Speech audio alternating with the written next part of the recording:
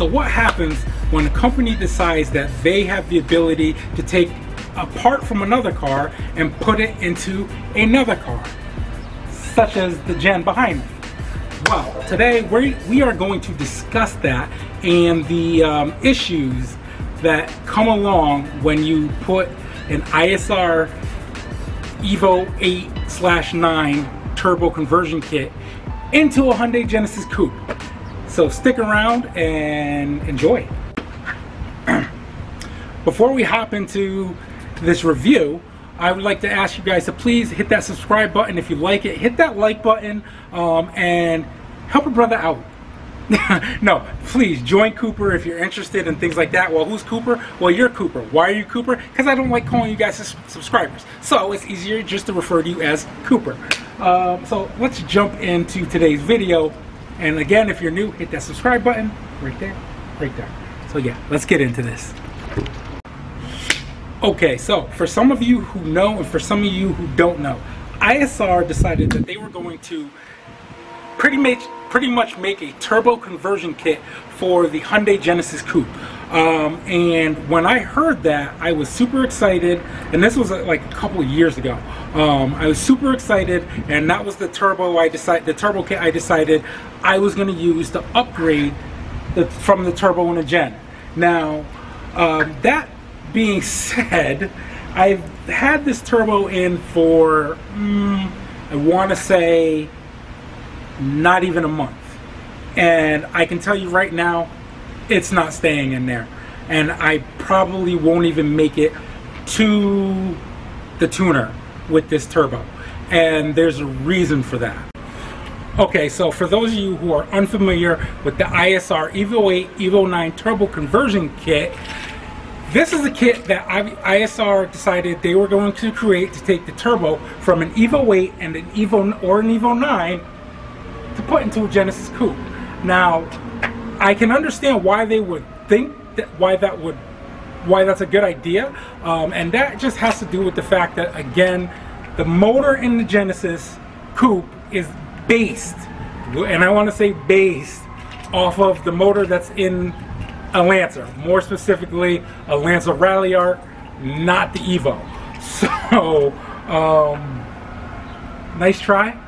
I don't know if you guys can see my face. Can you see me? Nope. Ah, whatever. We'll be fine. So, anyway, let's pop the hood here. Oh. As everyone knows, pretty much anything, you can fit anything into this engine bay because there is a ton of room. And I didn't think there was any way to actually max out that room. Well, ISR seemed to have found a way to do that. I don't know what that was. Anyway, so basically the issue is not necessarily the Evo 8, it's the Evo 9, and the Evo 9 is the one I chose to go with as far as turbos are concerned, and more specifically I went with their upgraded Evo 9 20G turbo, and I can tell you right now I should have gone with the Evo 8. Yeah, I'm gonna show you why. Okay, first things first, let's talk about space. So as you guys can see here, it looks like I have a good amount of space, but here's where the issue lies. I basically had to take all of this right here and slide it over because it was all hanging over the manifold, which obviously isn't a good thing. The other thing is too, is if you look right here, this hose is right above the manifold. The problem with that is this turbo gets super hot. So obviously I had to wrap the manifold. Well, that wasn't the only thing I had to wrap. The other thing I had to do was I had to actually get a turbo blanket there. Here, let me zoom in there. Yeah, there you go, right there. And the reason being is because, again, this turbo generates so much heat, it's absolutely ridiculous. On top of the fact that you look in between the cold side housing and the hot side housing, and you see there's no space whatsoever, and almost no way to get airflow in between that. And again, a lot of this has to do more with spacing than anything. So the other thing that I had to do, which I discovered yesterday, so I'm, as you can see, sweating like crazy because it's been hot here. Yesterday, I think it was 105 degrees here in Connecticut, or at least where I'm at.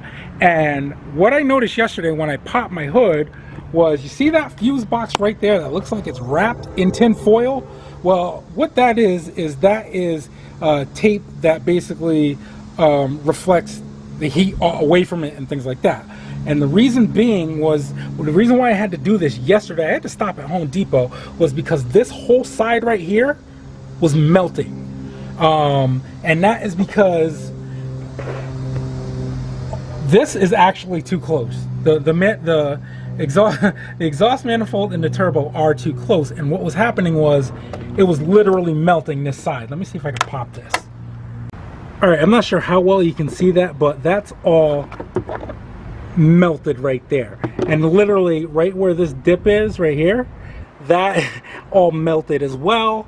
And then, like I said, this whole side here pretty much melted. And as you guys can see how close everything is as far as like fuses are concerned and the wiring harness. Why is this one important? Well, let me just read to you what that particular fuse box controls. Let's see. ECU, fuel pump, ECU 1, I don't know what that is, injectors, ignition coil, ECU 2, fuel pump again, oh, and ECU main. Well, that would have sucked.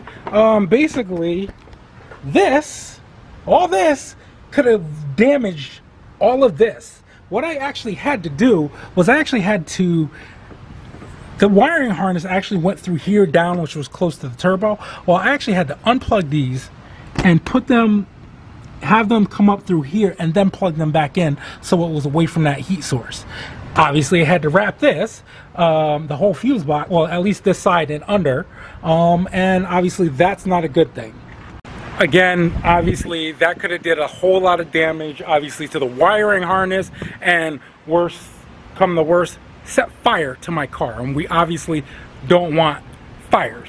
So if you are thinking about getting this kit, just know that you're probably gonna have to move your battery and then take your fuse box and move it over here, because that's definitely not a good thing. Unfortunately, there's not a whole lot of ISR videos out there. The only time I see ISR videos on YouTube is when SFR is installing this kit for a customer. And I have to be quite honest with you, installing this kit, I won't say that it's hard, but to make it work properly, there are just some things that you have to do to actually make this work. Again, like heat wrap. There's just no way you can drive this car safely without heat wrapping not only the turbo but the manifold. I mean, that's crazy. So that's one issue right there by itself. I mean, serious. That fuse box melted like it was the Wicked Witch of the West. It was, I mean, literally, you could see it the plastic turn to liquid. Okay, so another issue, at least with this kit, is the O2 housing. And I'm not sure if it has to do with the fact that it's the Evo 9 turbo and it's obviously a bigger turbo than the Evo 8, but I'm gonna see if I can get you guys under the car to show you this. All right, guys, you are under the car. I am not, so I apologize if this angle sucks, but so my downpipe is now touching the body, and that has to do with the way this is angled, the O2 housing.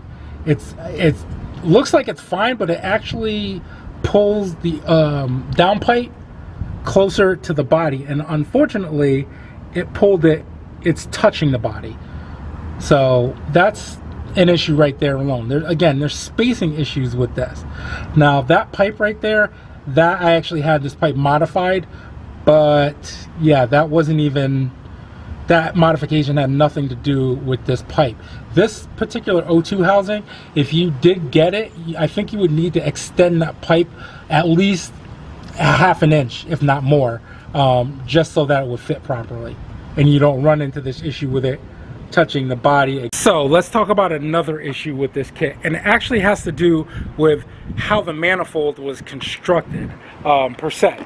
So basically, this manifold here is actually out further than where the stock manifold is, and I'm assuming that just has to do with the fact that all these bends and things like that, it had to be extended out this way.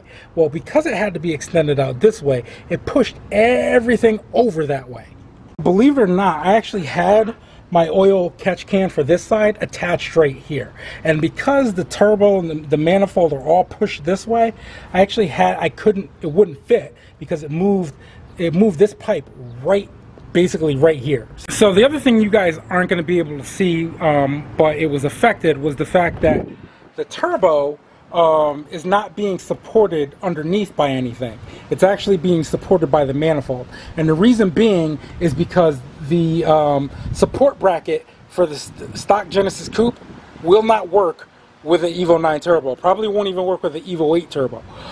The other thing too is this turbo probably sits now maybe an inch or half an inch to an inch above passenger side motor mount, which obviously that's a little sketchy to me, especially with there not being a support bracket underneath the turbo, and there's no way to actually put one, because when you clock the turbo, you have to, it actually, where you would bolt one up, you can't even use that bolt hole, and even if you didn't clock the turbo, you still couldn't use it anyway. Okay, so another issue that I'm not sure if it has to do with the heat and like fatigue and things like that.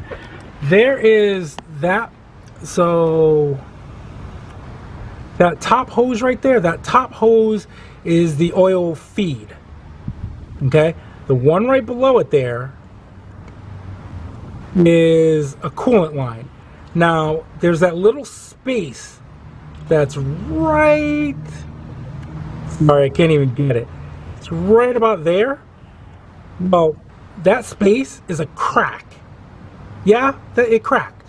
And again, that I believe has to do with the metal being fatigued from the heat of the turbo, because again, everything is so close. And again, I'm not sure if it has to do with the fact that it's an Evo 9 turbo, but obviously that could potentially be an issue, and that's an issue I really don't want to deal with. So gonna have to replace that line, maybe. So the other thing is I live in a state where we still have emissions. You suck, Connecticut, really, you do. And that's an issue because I can't put a stock cat on this turbo to go through emissions and things like that. I would either have to buy one of those universal cats and then buy another one of those O2 housings and have that converted, which is an idea that I had. Yeah, I know, I'm a genius. Or swap out the turbo for the stock turbo and manifold just to go through emissions and things like that. This turbo unfortunately does not allow you to just put the stock cat in and swap out the injectors and just go through emissions and things like that. And that just has to do with the bolt pattern in the back. So that's another potential issue if you live in a state where you have to go through emissions.